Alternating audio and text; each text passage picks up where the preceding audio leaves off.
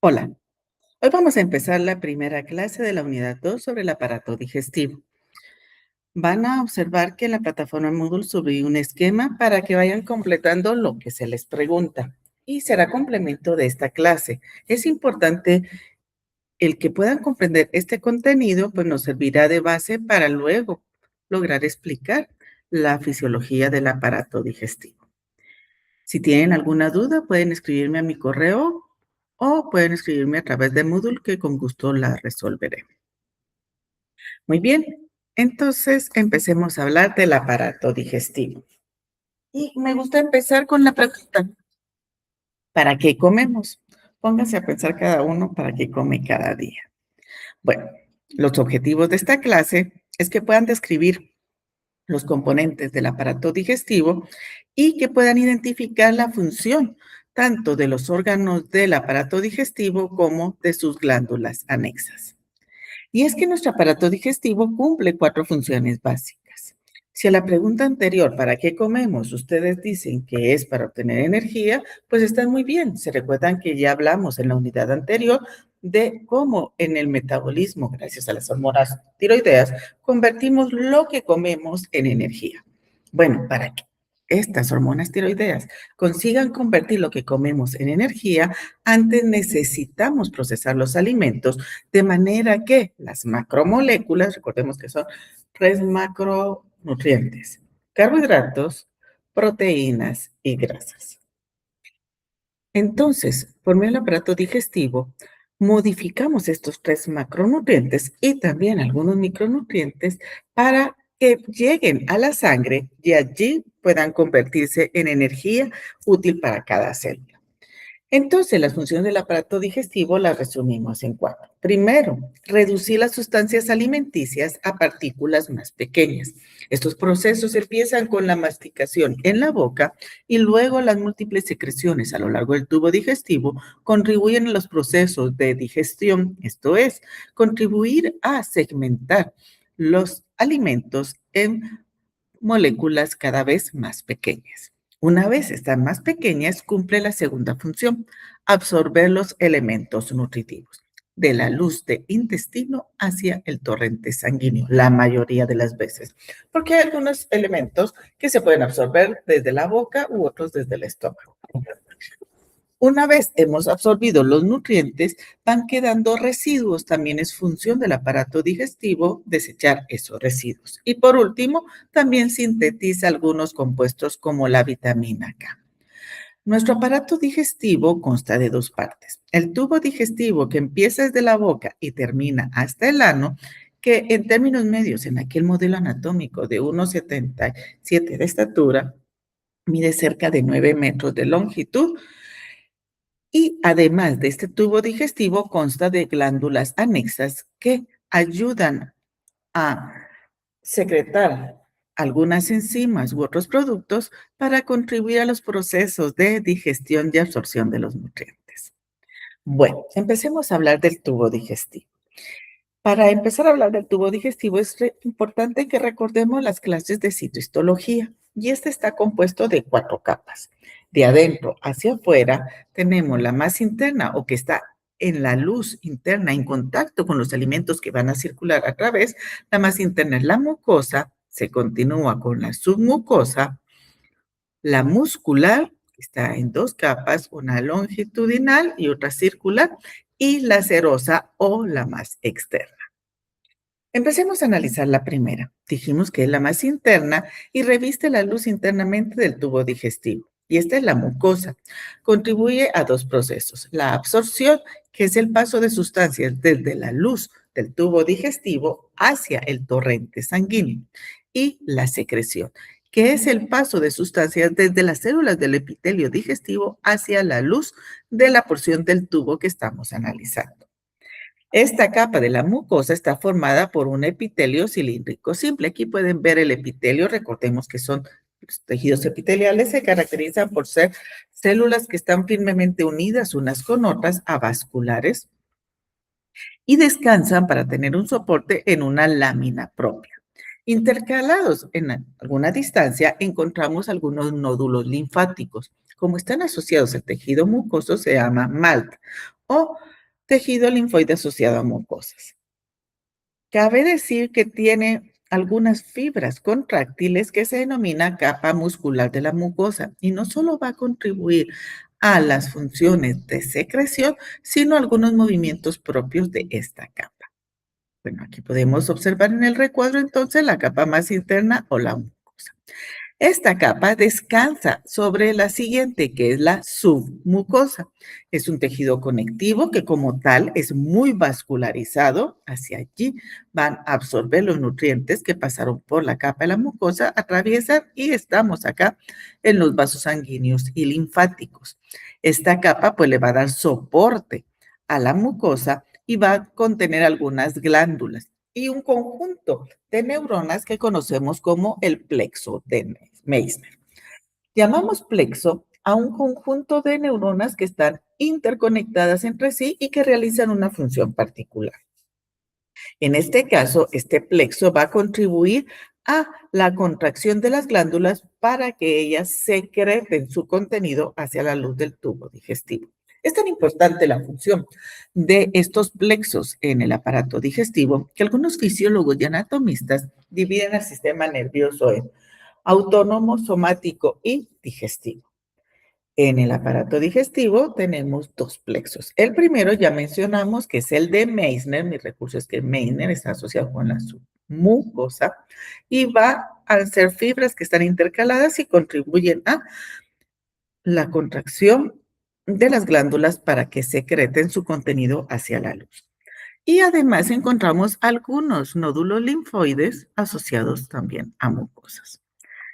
La tercera capa, de adentro hacia afuera, empezamos mucosa, submucosa y ahora pasamos a la capa muscular. Esta pues va a contribuir como buen músculo, en este caso músculo liso, a los dos movimientos. Vamos a creer que esta bolsa es el tubo digestivo. Y entonces en el interior del tubo digestivo de la boca van a ingresar los alimentos, va a pasar por el tubo digestivo y se pueden ocurrir dos tipos de movimientos. Las contracciones segmentarias que lo que hacen es hacer cierres locales, hacer movimientos de contracción locales que contribuyen a que el contenido alimenticio siempre pueda exponerse a las secreciones del tubo digestivo. Y el otro tipo de movimiento es el peristaltismo. Si este extremo es la boca y este es el ano, con el peristaltismo se crean contracciones que cierran casi por completo el tubo digestivo para favorecer que se empujen los alimentos o contenido alimenticio en dirección anal, para que puedan llevar los procesos de digestión y absorción de los nutrientes. Para lograr estas funciones, pues en casi todos los segmentos del tubo digestivo tenemos dos capas musculares. La interna, que es circular, y la externa, que es longitudinal. Entonces, nuevamente, si este es nuestro tubo digestivo, la capa más interna va a ser longitudinal, perpendicular, y la otra va a ser longitudinal a lo largo del eje. Allí encontramos otro plexo nervioso, que es el de Auerbach. Este va a estar en relación con la estimulación del músculo para estos dos tipos de movimientos. Tanto el de contracciones segmentarias como el de movimientos peristálticos. Disculpe. Además, hay algunas formaciones musculares que se llaman esfínteres, que son engrosamientos circulares perpendiculares que pueden cerrar casi por completo. Hay algunos que son cierres casi perfectos el tubo digestivo para impedir el paso del contenido alimenticio a otros segmentos del tubo. Bueno. Y la última capa, la más externa, es la serosa.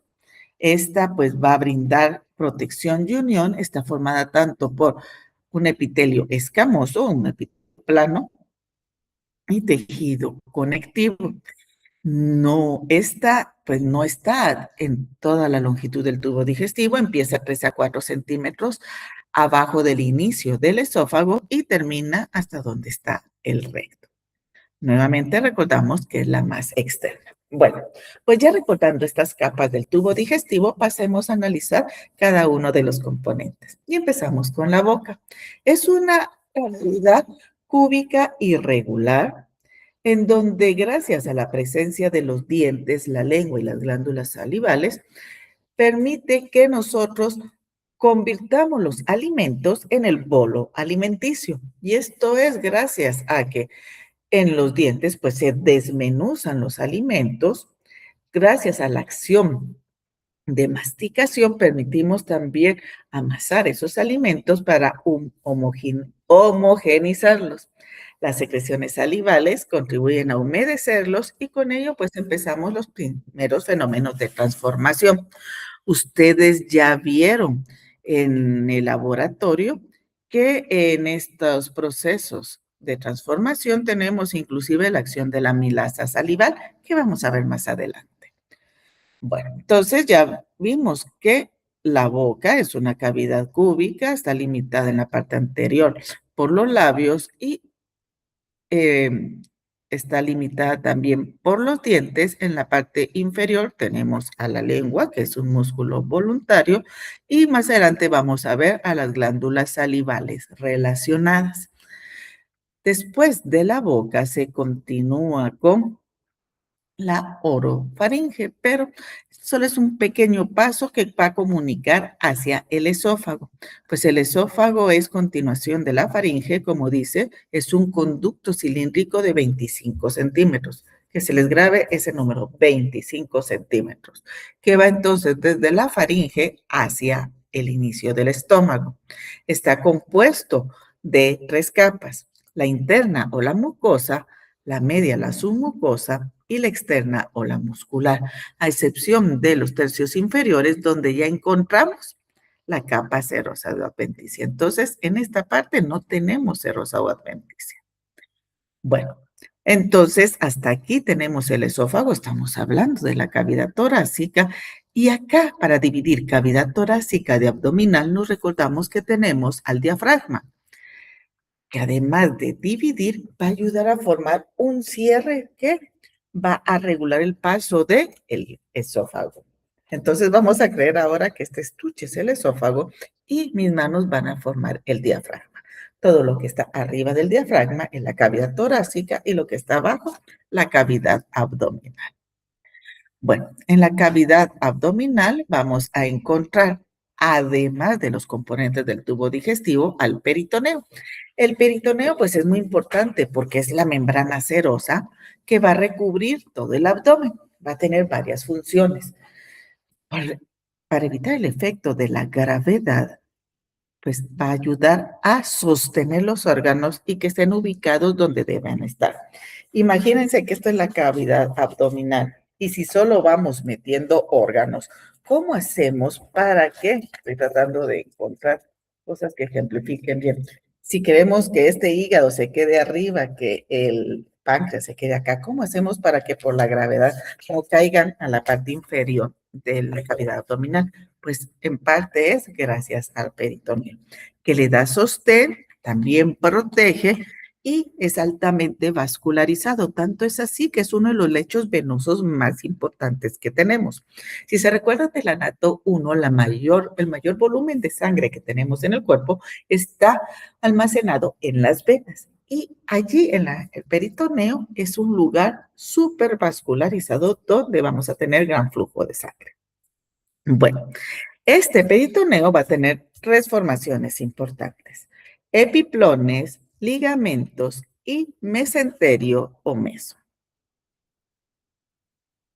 Y ya después de esta pausa, pues ya continuamos hablando de los órganos del tubo digestivo. Empezamos hablando de boca, luego el esófago, y que el esófago se continúa con el estómago. Este, pues, va a ocupar la parte alta de la cavidad abdominal. Si se preguntan qué lado tienen el estómago, confío que todos sepan que orientado hacia el lado izquierdo. Está por debajo del hígado y el diafragma. Quiero llamar su atención a que miren tan largo que es, perdón, tan ancho que es el hígado, que supongamos, me debería dar pena porque estoy panzoncita, ¿verdad? Que mi hígado llega casi hacia esta dirección, desde acá, desde el porte derecho hasta esta área, para que miren todo el ancho que ocupa en la cavidad abdominal. Pues abajo de él encontramos al estómago. Además del estómago, está en relación con diafragma y hígado. Él está arriba del colon transverso, del páncreas que no se mira acá y del vaso. Sus dimensiones son 25 centímetros. ¿Se recuerdan que les dije que se recordaran de los 25 centímetros? Tiene 25 centímetros de longitud, 12 centímetros de ancho y 8 centímetros de espesor. Consta de dos caras, una anterior y una posterior. Y tiene dos bordes, el derecho o la curvatura menor y el izquierdo o curvatura mayor. En las extremidades, la superior está en relación con el diafragma y cerca del corazón, por eso se llama cardias, de cardíaco, porque está cerca del corazón. Y la inferior es el píloro. Al estómago lo dividimos en varias regiones. El fondo, llamamos atención que miren el fondo donde queda el cuerpo que ocupa la mayor dimensión del estómago y el antro o antro pilórico. Entonces, dicen algunos anatómicos que tiene forma de J, como les he dicho antes, pues son bien imaginativos los anatómicos y podríamos decir que los extremos son cardias, fondo, cuerpo, antro y el píloro. Algunos llaman a esto antro pilórico. Bueno, continuemos. Este estómago está cubierto casi por completo por el peritoneo. Y el peritoneo, cuando está recubriendo al estómago, va a formar unos repliegues llamados epiplones. Tenemos tres epiplones importantes. Tenemos al epiplón menor o gastrohepático. Esto implica que los epiplones son formaciones peritoneales que van a unir dos órganos que están fuertemente vascularizados o ampliamente vascularizados. Entonces, de los tres, el menor sale de la curvatura menor y se une con el hígado.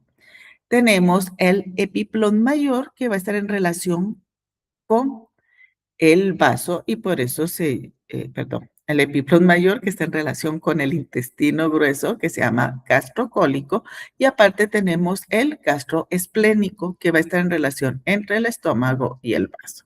Repasemos los tres epiplones, que son formaciones peritoneales que hacen unir dos órganos con mucha vascularización o con una amplia vascularización. En relación con el estómago tenemos tres epiplones.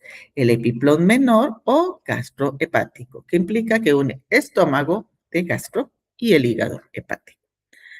El epiplón mayor o gastrocólico, que va a unir gastro, estómago, con colon, intestino grueso. Y el epiplón gastroesplénico, nuevamente, gastro de estómago y esplénico de vaso. El estómago está formado por las cuatro capas que ya hablamos del tubo digestivo. La más interna, miren, esto es una endoscopía. ¿Saben ustedes que la endoscopía es un proceso, un examen de gabinete en el cual sedan al paciente, introducen una sonda, voy a subirles un video, que puede tener una cámara y por medio de esa cámara van viendo el interior del tubo digestivo, como que si mandaran un pequeño dron, pero es unido a una sonda para ver cómo es el interior del estómago. Pues en la capa mucosa lo que podemos ver, ya sabemos que cubre la superficie interna y hay varios repliegues. En un estómago saludable, pues es de color blanco mate cuando está en reposo y rosado cuando tiene alguna actividad. Su grosor varía, es de 1 milímetro de espesor en el cardias y de 2 milímetros en el píloro. Y en él encontramos varias glándulas que puedan secretar moco, que es lo primero que secreta el estómago antes de recibir los alimentos. Pueden ver que se mira como mucosidades que están recubriendo la mucosa y además enzimas digestivas. Descansa en la capa submucosa, que es el tejido conectivo y donde empiezan los repliegues internos. Bueno, continuando, ¿verdad? Lo más interno, mucosa, se continúa con submucosa, luego tenemos la muscular, que en el caso del estómago vamos a tener tres planos musculares. Se recuerdan que nosotros tenemos dos, los otros órganos. Solo en el estómago tenemos tres planos musculares. El primero, que es oblicuo, el segundo que es circular y el más externo que es longitudinal. Y la capa más externa es la serosa.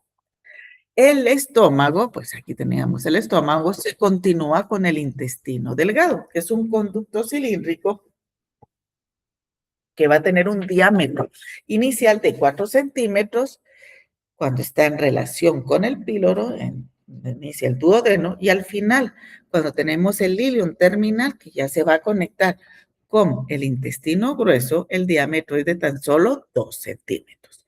Y tiene dos porciones, la porción fija, que va a rodear al páncreas, que se llama duodeno, lo vamos a ver más adelante, y la porción móvil, que es el yeyuno ilium, que vamos a ver más adelante también que es la parte móvil del intestino. Algunos autores dividen yeyuno y otros el ilion, pero la división es muy difícil de hacer. Bueno, empecemos hablando del duodeno. Este se extiende desde el píloro, se recuerdan que era el límite inferior del estómago, hasta el punto en que el intestino pasa al mesenterio. ¿Mide cuánto? 25 a 26 centímetros. Aquí miremos todo el trayecto del duodeno. Y en la parte interna vamos a observar estas formaciones. Tenemos la carúncula mayor o de Santorini, está rodeado del tubérculo de Vater y la carúncula menor.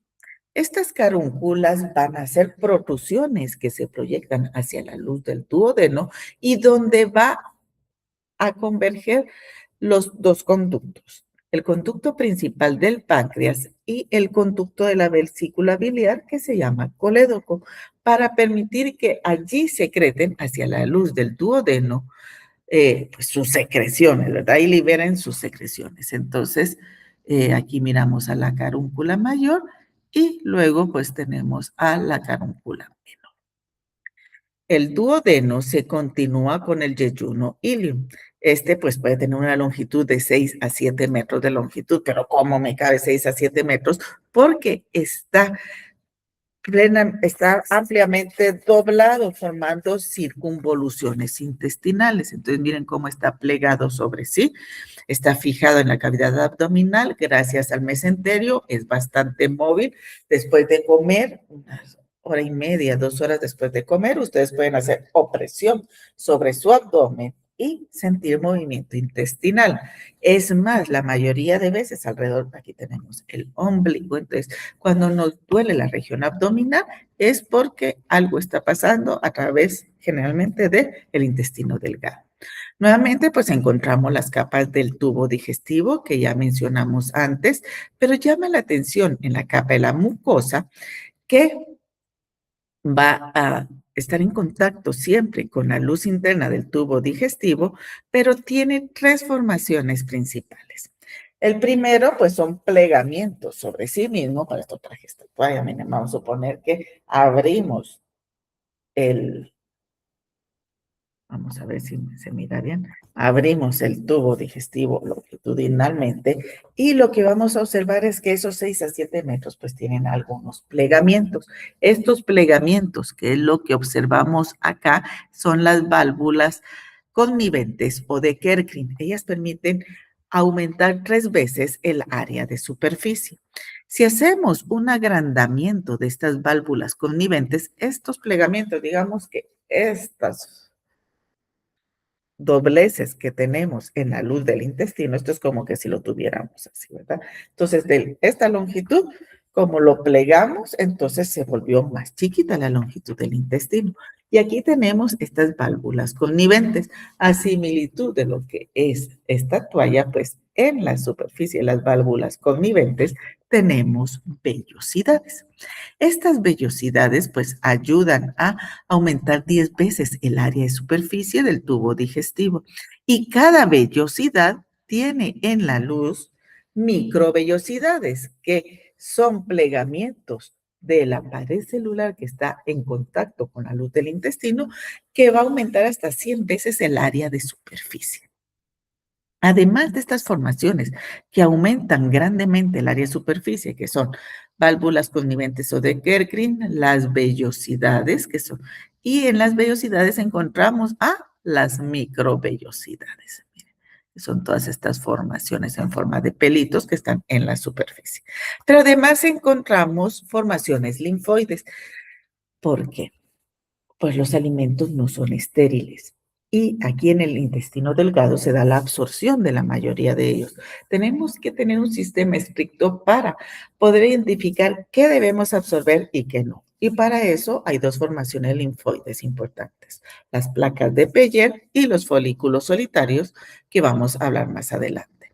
Bueno, pues el intestino delgado se continúa y se forma el intestino grueso. Este pues ya mide 1.5 centímetros, está separado del intestino delgado por la válvula ileocecal, que va a impedir que las heces en formación regresen al intestino delgado. Hemos hablado ya de tres esfínteres. El cardias, que algunos dudan si es un esfínter real, el píloro y ahora la válvula ileocecal. Bueno, si nosotros observamos internamente eh, al intestino grueso, miramos que tienen estas cavidades que se continúan con estas crestas. Entonces, en la luz interna del intestino grueso tenemos ampollas y pliegues o crestas semilunares. Como aquí tenemos estos, digamos que estas cavidades, ellas se corresponden a la parte externa donde encontramos abolladuras. Entonces, no sé si me entienden el ejemplo. Esto es como que la parte de la palma de mi mano va a ser la cara interna del intestino grueso y la parte posterior, pues la parte externa. Entonces, en la parte interna del intestino grueso tenemos estas cavidades que son las ampollas y una ampolla se une a otra por medio de lo que hacen mis deditos, pliegues o crestas. Externamente, esta ampolla se corresponde a las abolladuras y longitudinalmente encontramos tres tenias. Tenias, que es muy diferente al parásito. Estas tenias son cintas longitudinales que lo que van a hacer es fruncir al intestino para disminuir su área de superficie. Entonces aquí podemos observar las tenias que van a lo largo del intestino grueso. Bueno, ¿en cómo se divide el intestino grueso? La primera porción es el ciego, se continúa hacia el colon ascendente, aquí se forma el ángulo hepático, luego tenemos el colon transverso, que tiene una curvatura. Llega el colon transverso, termina aquí en el ángulo esplénico en relación con el bazo y luego se continúa en el colon descendente. En la cresta ilíaca se forma una formación que es el colon sigmoide, que se forma como una S, que va a ser un sifón para impedir el retorno hacia porciones superiores. El recto y el ano, que es el último esfínter que vamos a ver del aparato del tubo digestivo. Bueno, pero además de las estructuras del tubo digestivo, dijimos que había glándulas anexas. Las primeras son las glándulas salivales. Tenemos de tres tipos. Tenemos las parótidas que están alojadas en el compartimiento parotidio detrás del oído. Cuando a las personas les dan paperas es porque se inflaman las glándulas parótidas. Son las más voluminosas, miren qué gran volumen el que tienen, y van a verter la saliva a través del conducto parotidio o desteno. Luego tenemos las submaxilares o submandibulares. Ellas van a verter la saliva a través del conducto de Wharton. Y por último tenemos a las sublinguales. Ellas están en el suelo de la boca, debajo de la lengua. Son las más pequeñas, de un color gris rosado, y van a verter la saliva a través de el canal de Rivinus y de Bartoli. Bueno, ya pues la saliva se vertió hacia la boca. Más adelante en las próximas clases vamos a ver cómo está formada la saliva. Pasan los alimentos por esófago, estómago y se manda la señal. Vamos a ver cómo se van mandando las señales del sistema nervioso, pero luego va a estar en relación en el duodeno, donde va a estar en relación con el hígado. El hígado es una glándula, es el órgano más pesado del cuerpo, pesa 2 kilogramos, su color normal es rojo pardo y asociado a él tenemos a la vesícula biliar.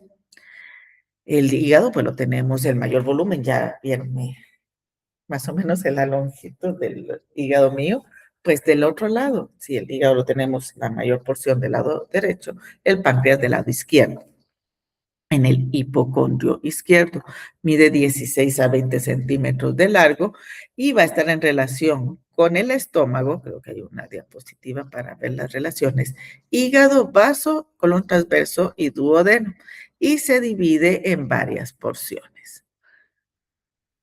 Tenemos la cabeza, el cuerpo y la cola. Se denomina una glándula de secreción mixta porque tiene una secreción exócrina que se va a verter gracias a los acinos pancreáticos por medio del conducto principal, hacia el duodeno. Y también tiene una secreción endócrina. Gracias a los islotes de Langerhans, pues van a regular el metabolismo de los carbohidratos. En este esquema llamó su atención para que miren cómo están acá las glándulas acinosas pancreáticas que van a confluir hacia el conducto principal y este va a drenar hacia la carúncula mayor en el duodeno. Pero además de estos acinos pancreáticos, hay unos islotes que tienen función endocrina. Ya hablamos que el conducto principal donde van a confluir las secreciones de los acinos va a desembocar en la carúncula mayor a través de la ampolla de Vater. La ampolla es esta excrescencia que se mira en la luz del duodeno. Y algo muy importante es que se junta el colédoco que viene de la vesícula biliar con el conducto principal para drenar en la carúncula mayor que está rodeada de la ampolla de Vater. Pero además tiene un conducto accesorio, que cuando tiene problema con el conducto principal, pues puede echar mano del conducto accesorio. ¿Tienen alguna duda? Ya hablamos, ¿verdad? Me la escriben en el Moodle o en mi correo electrónico. Les recomiendo que completen la hoja de trabajo a mano y se tiene que entregar la próxima vez que nos miremos personalmente. El martes continuamos con la fisiología del aparato digestivo. Hasta entonces.